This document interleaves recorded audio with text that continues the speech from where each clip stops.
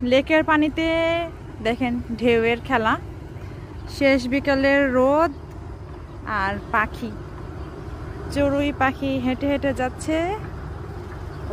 উড়াল দিল, ভয় পেয়ে গেছে। আমি আসছি যে, তো প্রকৃতির পাশে এসে বেশ ভালো লাগতেছে। দেখেন কি সুন্দর একটা কৃষ্ণচূড়া ফুলেরই মিনিয়েচার। এটা কি ফুল আমি ঠিক জানি না, কৃষ্ণচূড়ার মতোই, বাট কৃষ্ণচূড়া না এটা।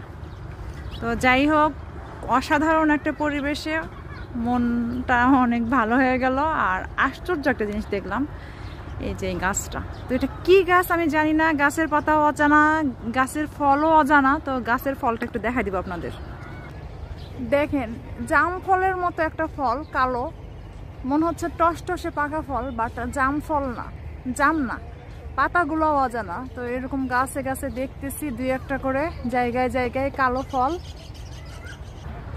আশ্চর্য ফলটা আসলে। তো আপনারা কেউ নাম জেনে থাকলে অবশ্যই কমেন্ট করে জানাবেন।